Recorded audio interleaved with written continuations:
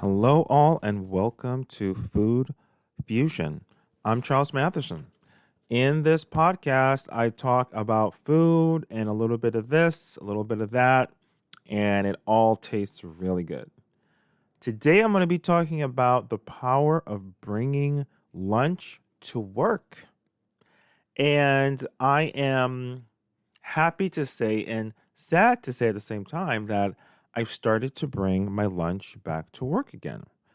And that's something I was doing for years because where I work as a school administrator. And the schools I've worked in, they've always given lunch to the staff for free. Now, most of the time, the lunches that I would get at the schools I've worked at have not been the greatest. And when I did eat it, it was because I didn't carry my lunch. That was way, way back when I first started working as an educator.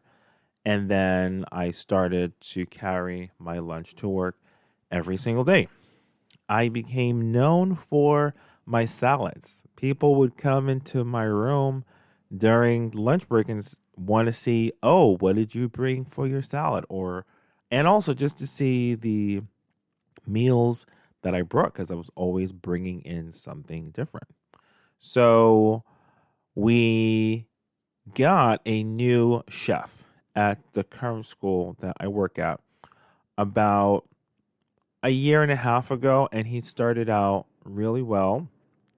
The foods were fresh and a lot of salads, a lot of whole foods, nothing frozen.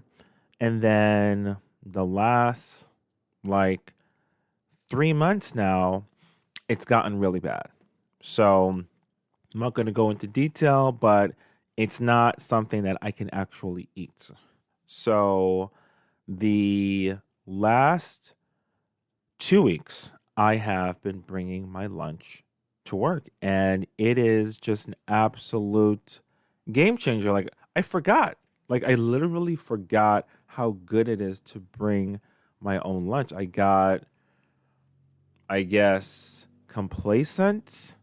Somehow, I know that my palate was not complacent because sometimes I would just eat it just for the sake of having something in my belly, but I can't do that.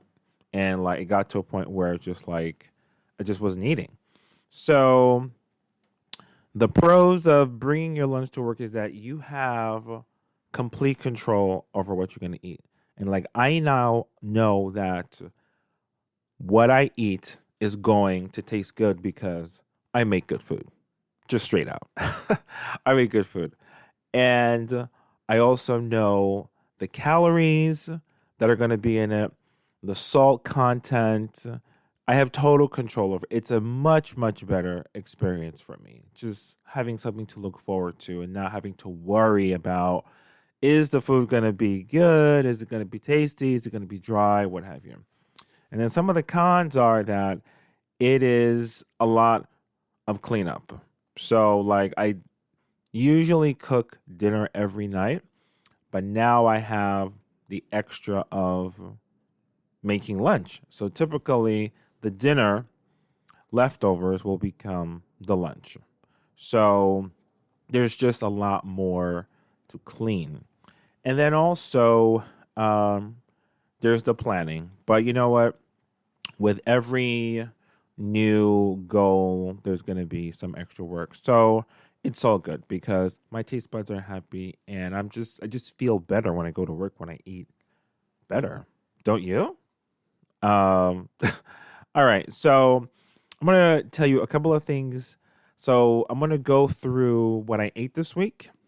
Then I'm going to go through what I'm going to be making this week. And then I'm going to leave for you the links for the meals that I'm going to be making this week and for what I made last week. So if you want to make them on your own, and I am vegetable forward. So most of my recipes have a lot of vegetables in it or are vegetarian, completely no meat.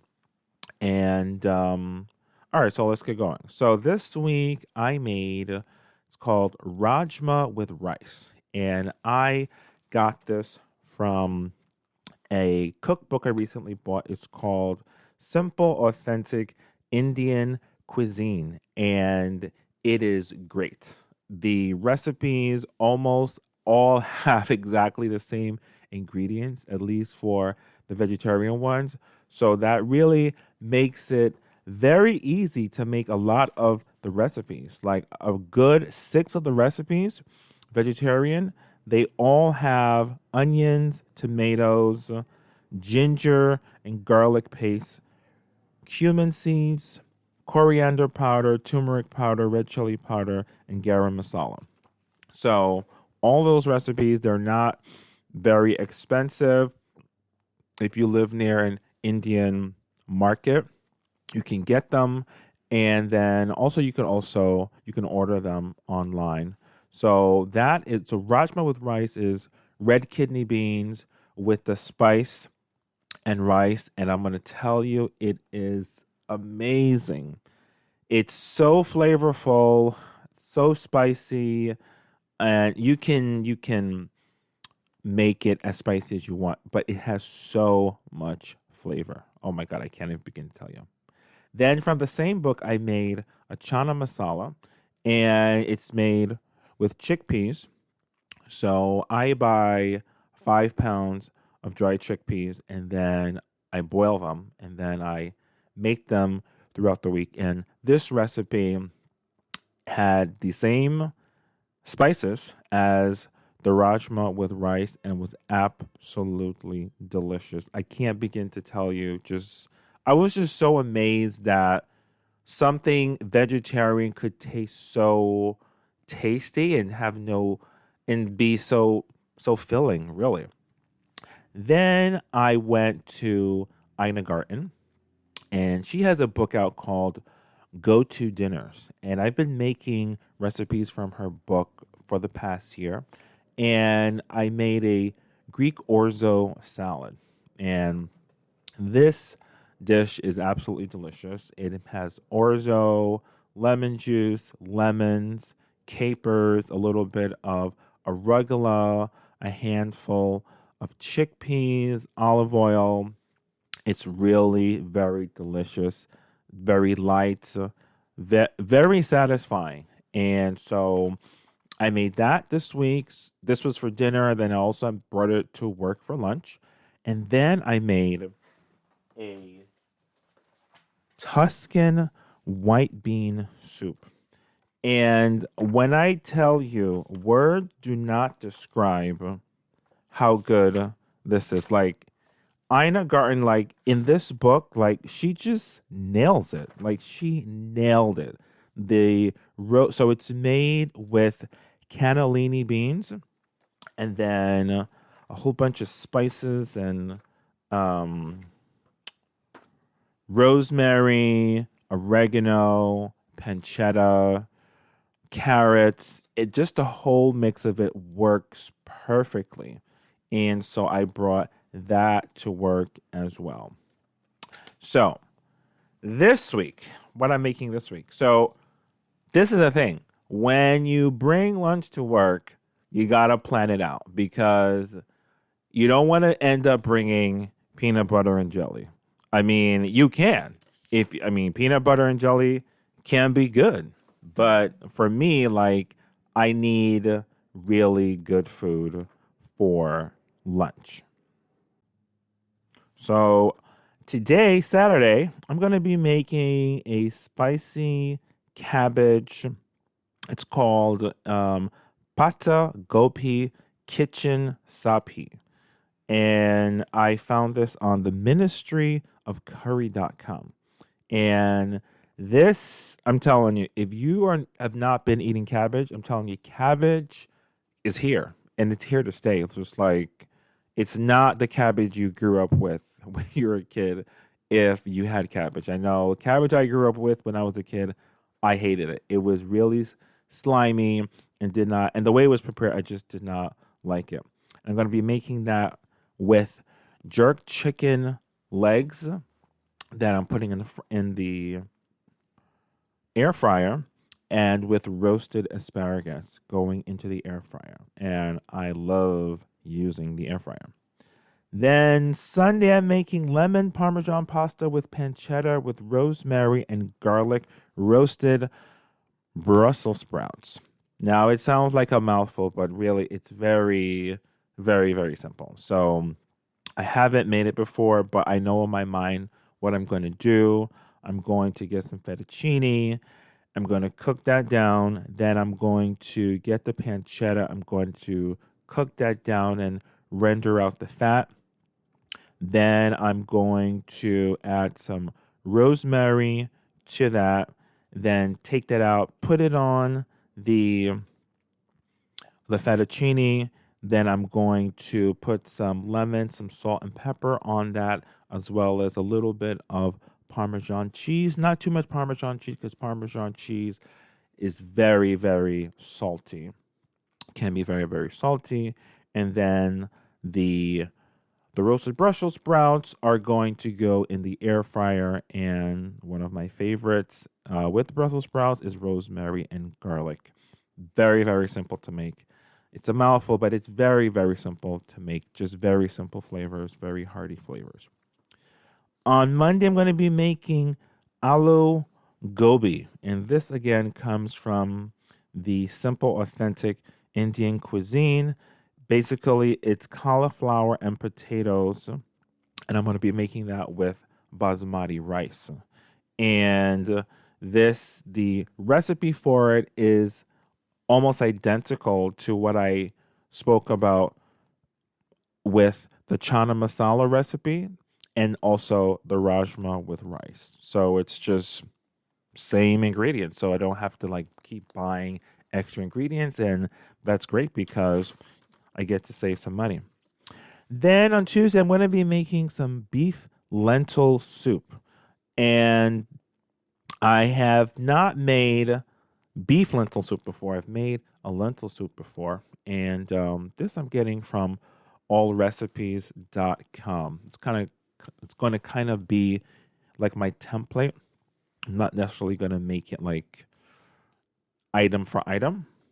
Then on Wednesday, I am making classic Caesar salad. Oh my God. There is nothing like a Caesar salad with romaine lettuce.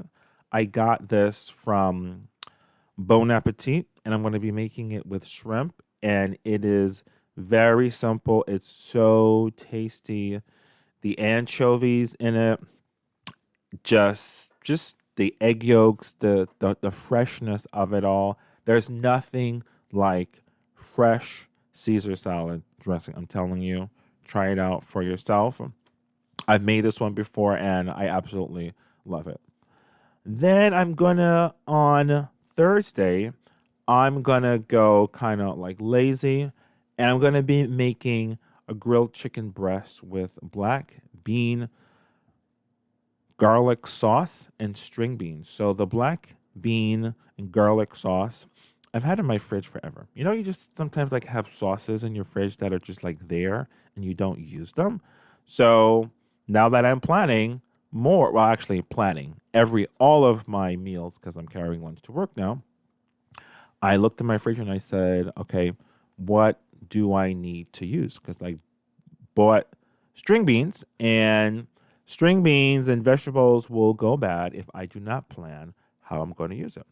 So that I'm going to use the black bean garlic sauce on the string beans with white rice. And then for the grilled chicken breast, very simply, I'm going to get a cast iron pan, put some salt and pepper on that, and get that on the grill and eat it with that. Very simple. And then finally on next Friday, I'm going to go to a restaurant. I'm not sure what type of restaurant I'm going to go to. I kind of like to surprise myself, but I'm thinking perhaps French or Middle Eastern. I have been dabbling in French cooking recently, which brings me to the planning part of bringing lunch to work. So I'm going to give you a couple of things that you can do. These are time and tried things that I do that work. And speaking of when I bring my lunch to work, which I plan to do going forward, you want to set up your kitchen for cooking the day before. That is very important. I know myself, when I come home, I am exhausted. Like, just like if you just give me some a space to cook and the food is there, I will cook it, no problem. It will not be an issue. It's just I just need to have everything set up so I can just go and do it. Because like oftentimes when I'm cooking, I'm not thinking because it's just so innate in me to cook. You also want to plan out your meals. Just like I just literally went through everything I'm going to cook for the next week. Literally go in your fridge, see what you have, see what you want to use, get your recipes. And that's also very important. You want to read through your cookbooks throughout the week, your food magazines, and see what is catching your eye. And one thing I really like to do is I always think about what I have in my home already, in my pantry, in my refrigerator, so that I am using what I have. So finally, in terms of planning, so like going forward for the next several months, I am going to be stepping into French cooking. So I got where's the book? It's here somewhere.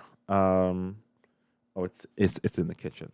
I am going into French cooking. I've always loved French cooking.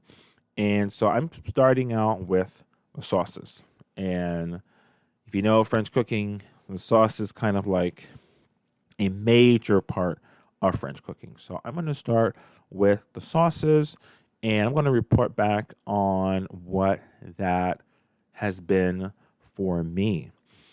I'm also going to be doing a report on Ina Garten's book. I've made several recipes on there, and I took pictures of them, and I'm going to go through the flavors and my experience I've had with her recipes. And her book is just absolutely great. So I'll make you aware of that so you can check that out on YouTube. And that's it for me today. Thank you for listening. I hope you got some inspiration from this, and I hope you'll have some ideas for cooking lunch and dinner and going out. And I will see you next time. Take care. Cheers.